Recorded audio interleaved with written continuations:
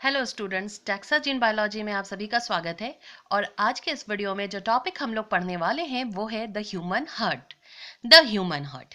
तो हार्ट का सबसे पहले हम लोग ये जानेंगे ह्यूमन के हार्ट का कि लोकेशन क्या है, उसका स्ट्रक्चर क्या है, यानी कि उसके कौन कौन से पार्ट्स हैं, और साथ ही साथ what is the mechanism of the function of the heart.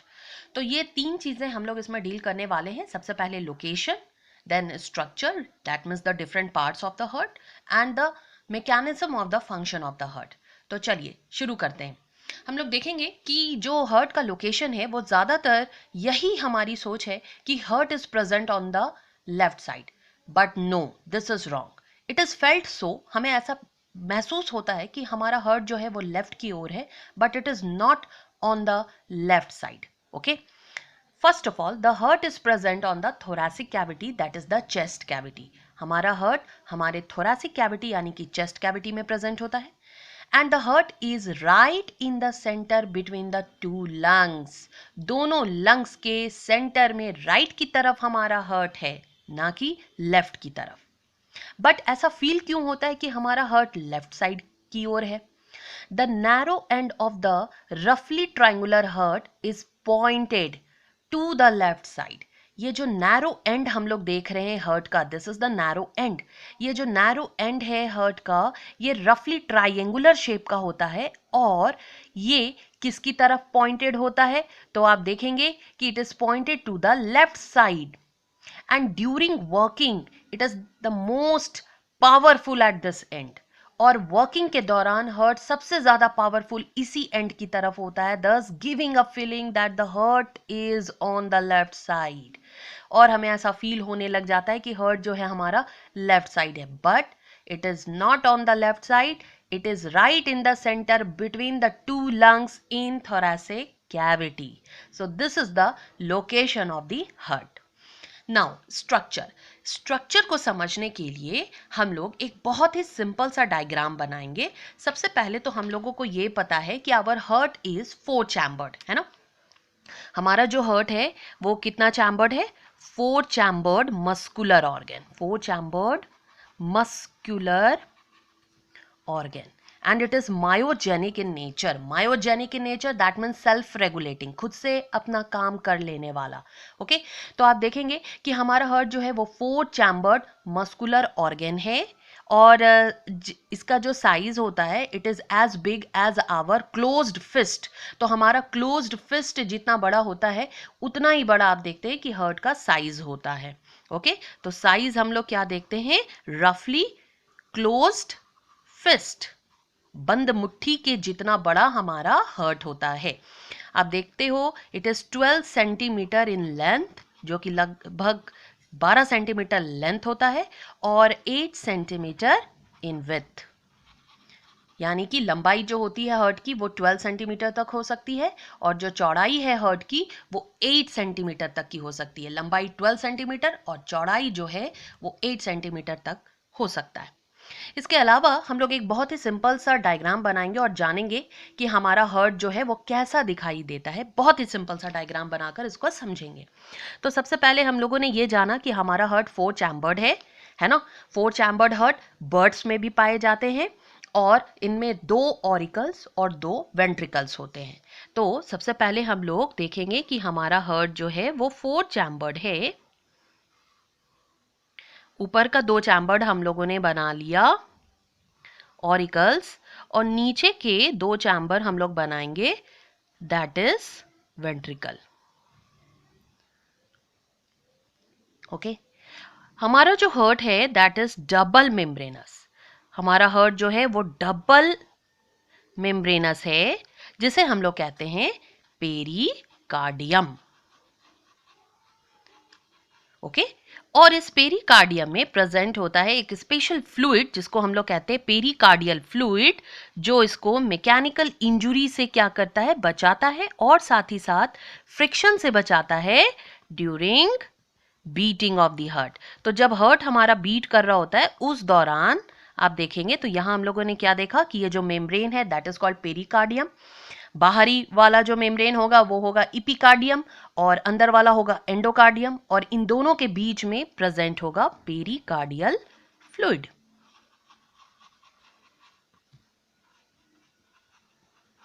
Clear?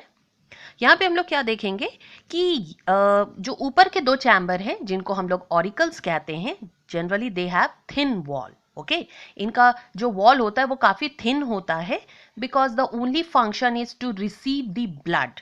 Okay, इनका काम जो है वो सिर्फ ब्लड को रिसीव करना है एंड पुश द ब्लड और pour the blood towards the ventricle, और वेंट्रिकल तक ब्लड को पहुंचा देना है।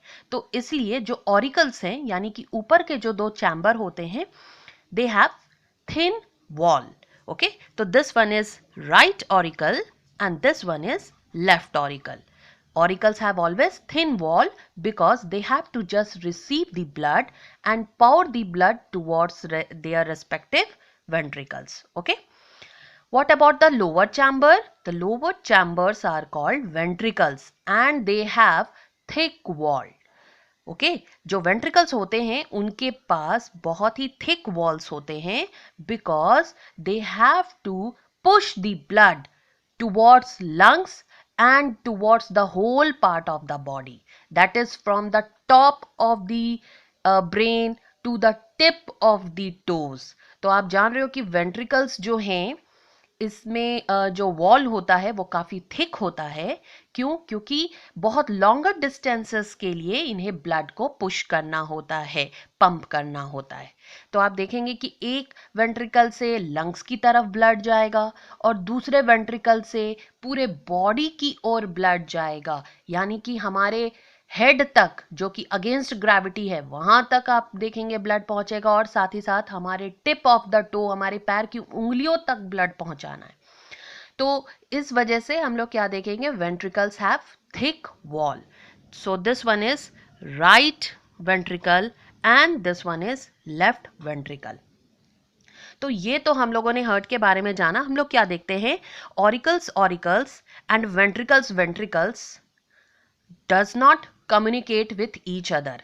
ऑरिकल ऑरिकल और वेंट्रिकल वेंट्रिकल एक दूसरे के साथ कम्युनिकेट नहीं कर सकते, but auricle ventricles, right auricle right ventricles and left auricle left ventricles can communicate by the help of valves present in them. तो आप देखते हैं इन बिटवीन देम, इनके बीच में एक खास वाल्व्स होते हैं जो क्या करते हैं, जिनकी मदद से ब्लड जो है ऑरिकल से वेंट्रिकल की ओर जाता है। तो राइट ऑरिकल और राइट वेंट्रिकल के बीच में जो वाल्व होता है that is called tricuspid valve, tricuspid valve. And left auricle और लेफ्ट वेंट्रिकल के बीच में जो वाल्व होता है that is called bicuspid valve, और it is also called mitral valve. Okay, जहां भी valve present होंगे it prevents the backward flow. तो valve जहां भी present होता है ये backward flow को रोकता है, बचाता है, यानी कि it only induces unidirectional flow, यानी केवल और केवल unidirectional flow ही possible है। ऑरिकल से ब्लड वेंट्रिकल की ओर ही पॉसिबल है, वेंट्रिकल से दोबारा ऑरिकल की ओर ये नहीं जा सकता because of the presence of valves. तो राइट ऑरिकल और राइट वेंट्रिकल के बीच में है ट्राइकस्पिड वाल्व, और लेफ्ट ऑरिकल और लेफ्ट वेंट्रिकल के बीच में जो वाल्व है दैट इज बाइकस्पिड वाल्व और मिट्रल वाल्व। ओके, हम लोग देखेंगे ऑरिकल्स और वेंट्रिकल्स, इनके बीच में जो ये बैरियर है that is called septum. Okay, तो ये जो बीच का जो आप देखते हो वॉल है that is called septum. Auricles के बीच में है तो ऑरिक्यूलर सेप्टम, वेंट्रिकल्स के बीच में है तो हम लोग देखते हैं वेंट्रिक्यूलर सेप्टम, और ऑरिकल्स वेंट्रिकल्स के बीच में जो है that is called auriculo ventricle septum. Okay, तो सिंपली हम लोग जान ले कि इनके बीच में जो बैरियर है that is called septum. Clear है? नाउ अब हम लोग क्या देखेंगे कि कौन कौन से ब्लड वेसल्स हमारे हार्ट के अंदर एंटर करते हैं और कौन कौन से ब्लड वेसल्स हमारे हार्ट से बाहर निकलते हैं। तो सबसे पहले हम लोग लेफ्ट ऑरिकल की तरफ देखें तो आप देखेंगे कि यहाँ पर चार पल्मोनरी वेन एंटर करते हैं, यानी कि हमारे लेफ्ट ऑरिकल में 4 पल्मोनरी वेन एंटर करते हैं। तो ये जो ऑरेंज कलर से हम लोगों ने बनाया that is pulmonary vein. Okay, this is pulmonary vein which is 4 in number. Total ये कितने होते हैं? 4 होते हैं. 2 फ्रॉम ईच लंग्स. हर एक लंग से 2 पल्मोनरी वेन अराइज होता है और कहाँ जाकर खुलता है? हमारे लेफ्ट ऑरिकल में. This pulmonary vein is exceptional. ये पल्मोनरी वेन एक्सेप्शनल है which carry oxygenated blood from the lungs towards the left auricle of heart. आप देखेंगे पल्मोनरी वेन, वेन जिसका एक बहुत इंपॉर्टेंट फीचर होता है, it always carry deoxygenated blood. But pulmonary vein is exceptional and it carries oxygenated blood. और ये oxygenated blood कहां से लेकर आता है? From lungs to the left auricle of the heart. Okay, तो यहां आप देखेंगे कि ये लंग से ऑक्सीजनेटेड ब्लड लेकर आ रहा है. And pulmonary veins are 4 in number, 2 from each lungs. Okay, तो ये तो हुई लेफ्ट ऑरिकल की बात. अब अगर हम लोग राइट ऑरिकल की तरफ देखें तो यहां हमें क्या मिलता है? तो यहां भी 2 वेन्स खुलते हैं, anterior vena cava and posterior vena cava. Okay, this one is anterior vena cava and this one is posterior vena cava.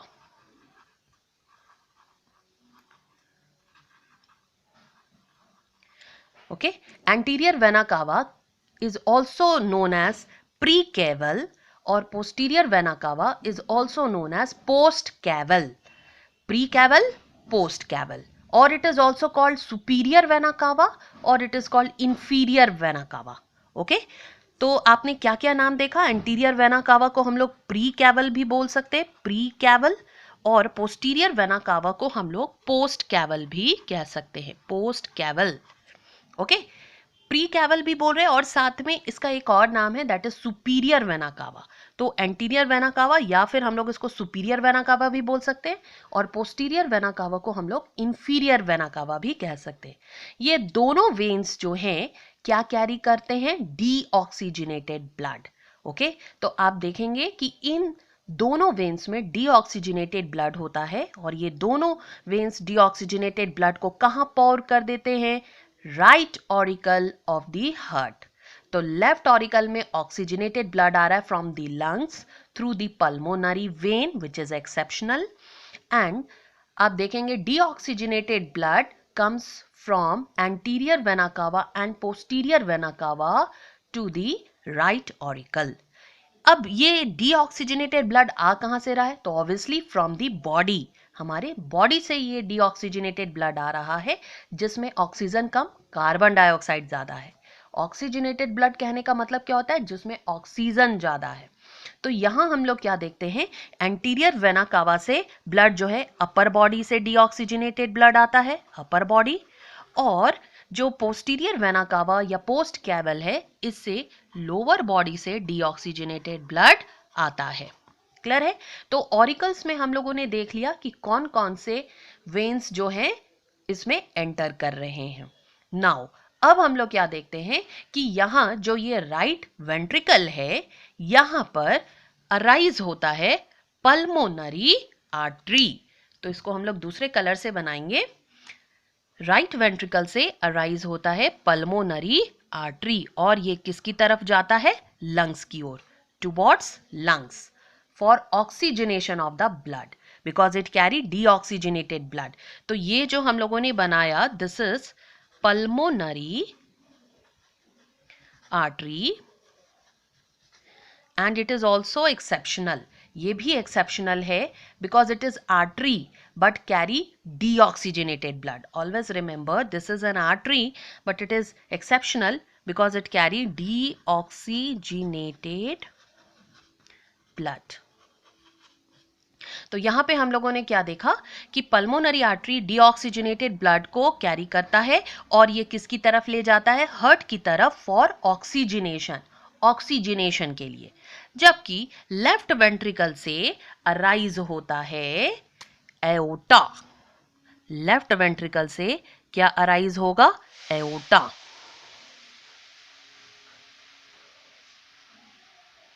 Okay, so this one is aorta which is the largest artery of our body, carry oxygenated blood. Oxygenated blood. It carry oxygenated blood and supply it to all the parts of the body. Oxygenated blood को ये क्या करता है? Supply करता है. Supply it to all the parts of the body. So this is all the structure of the heart. Okay. Now the function. The main function of the heart is to pump the blood. Okay. And the blood carries both oxygen and carbon dioxide. First of all, our heart makes it sure that the oxygenated and deoxygenated blood not get mixed together. Okay तो आप देखेंगे कि हमारा heart जो है वो सबसे important काम ये करता है कि ब्लड में प्रेजेंट ऑक्सीजनेटेड ब्लड और डीऑक्सीजनेटेड ब्लड ये दोनों आपस में मिक्स ना हो जाए. Okay it has 4 different chambers. तो सबसे पहले हम लोग क्या देखेंगे कि ये क्या करेगा, ऑक्सीजनेटेड ब्लड को जो कि हमारे लंग्स से आएगा उस ब्लड को हमारे different parts of the body में ये भेजेगा थ्रू एरोटा, और जो डीऑक्सीजनेटेड ब्लड हमारे डिफरेंट पार्ट से आ रहा है उसे वापस से ये लंग्स की ओर भेजेगा फॉर ऑक्सीजनेशन. तो अगर हम लोग हार्ट का फंक्शन देखें तो सबसे पहले हम लोग क्या देखते हैं, सबसे पहले हम लोग देखेंगे कि दोनों ऑरिकल्स है ना, दोनों ऑरिकल्स जो हैं इनके वॉल जो हैं मस्कुलर वॉल ये किस कंडीशन में होते हैं. तो सबसे पहले आप देखेंगे ये डायास्टॉल में होते हैं. Diastole that means relaxed. Okay diastole means relaxed. तो ये जो मसल्स हैं दोनों ऑरिकल्स के ये डायास्टॉल कंडीशन में होते हैं यानी रिलैक्स्ड होते हैं. एंड उस दौरान इन दोनों ऑरिकल्स में यानी कि राइट ऑरिकल और लेफ्ट ऑरिकल इन दोनों ऑरिकल्स में क्या हो रहा होता है, ब्लड फिल हो रहा होता है. लेफ्ट ऑरिकल में ब्लड लंग से आ रहा होता है और राइट ऑरिकल्स में अपर और लोअर बॉडी से डीऑक्सीजनेटेड ब्लड आ रहा होता है. तो जब तक ब्लड यहाँ फिल करता रहेगा ये किस स्टेट में रहेंगे, डायास्टॉल कंडीशन में रहेंगे. और यहाँ दोनों वाल्व्स जो होंगे दैट इज ट्राइकस्पिड बल्ब और बाइकस्पिड बल्ब, ये दोनों के दोनों वाल्व क्लोज्ड होंगे. ठीक है. देन जैसे ही एक सफिशिएंट अमाउंट ब्लड का इन दोनों चैम्बर्स में भर जाता है, now the auricles starts to contract यानी कि सिस्टोल. तो अब आप क्या देखेंगे कि जब डायास्टॉल कंडीशन में थे तो इन दोनों में ब्लड जो है वो क्या हो रहा था, फिल हो रहा था. और ब्लड कैसे फिल हो रहा था, तो राइट ऑरिकल में आपको पता है डीऑक्सीजनेटेड ब्लड आ रहा था और लेफ्ट ऑरिकल्स में आपको पता है ऑक्सीजनेटेड ब्लड आ रहा था. ये लंग से आ रहा था और डीऑक्सीजनेटेड ब्लड हमारे बॉडी से आ रहा था, अपर और लोअर बॉडी से. अब जैसे ही एक सफिशिएंट अमाउंट में दोनों चैम्बर में ब्लड फिल हो जाता है, now it will starts to systole, it will starts to contract. तो अब ये दोनों ऑरिकल क्या करेंगे, सिस्टोल करेंगे, दैट मीन्स कॉन्ट्रैक्ट करेंगे. ये जैसे ही कॉन्ट्रैक्ट करेंगे द वाल्व्स गेट ओपनड, ये दोनों वाल्व्स ओपन हो जाएंगे and the blood from the respective auricles will power into their ventricles. तो आप देखेंगे कि जो ऑरिकल्स हैं उनसे ब्लड कहाँ गिरने लग जाएगा, पाउर होने लग जाएगा, वेंट्रिकल्स में. अब इस समय जब ऑरिकल्स सिस्टोल हो रहे हैं और ब्लड फिल हो रहा है वेंट्रिकल्स में, तो वेंट्रिकल क्या होंगे, डायास्टॉल. यस यानी कि जब ऑरिकल्स आपके सिस्टोल हो रहे होंगे ऑन दैट टाइम वेंट्रिकल्स क्या हो रहा होगा, डायास्टॉल, है ना. यानी कि इनसे ब्लड कहाँ जा रहा होगा, वेंट्रिकल्स में. तो ऑरिकल्स जब सिस्टोल होंगे यानी कॉन्ट्रैक्ट होंगे तो ब्लड कहाँ जाएगा, वेंट्रिकल में, और वेंट्रिकल उस समय क्या हो रहा होगा, डायास्टॉल. जैसे ही वेंट्रिकल्स फिल होगा अब सिस्टोल होने की बारी किसकी होगी, वेंट्रिकल्स की. यानी एक बार ये डायास्टॉल हुआ तो ब्लड इसमें फिल हो गया और जैसे ही ये सिस्टोल होगा what will happen, the blood from right ventricle goes through pulmonary artery to the lungs for oxygenation and blood from left ventricles goes through aorta to different parts of the body. Okay, so in this way our heart function. Okay, thank you.